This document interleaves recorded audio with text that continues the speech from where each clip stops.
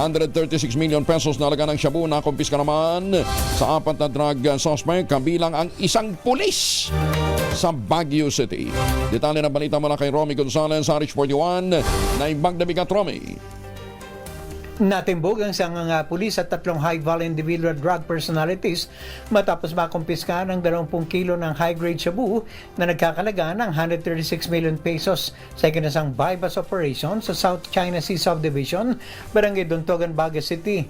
Ang natiklong pulis na may rangkong Police Executive Master Sergeant at miyembro ng Baguio City Police Office ay nakilalang si Palmer ng Kihid Moling, 45 anyos. Kasama niyang natimbog ang kalaguyo niyang si Mary Ann Chope T, 49 na subject ng naturang operasyon. Mark Leonard Laurente Chope, tattoo artist at ang driver na si Adriano Basalio Soriano, 37. Ang KPDEA Cordillera Regional Director Derek Carion, ang matagumpay na anti-drug operation na resulta ng abot sa 3.5 buwan na intelligence project na pagmamanman sa illegal activities ng mga suspect na mismong si PDEA Director General Isagani Neres ang nagbigay ng impormasyon.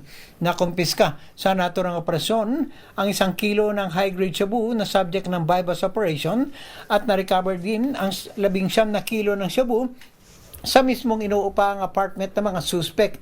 Nasamsam din ang isang leather sling bag, 9mm pistol, passport, cellphone, susi ng kotse at Toyota Fortuner SUV.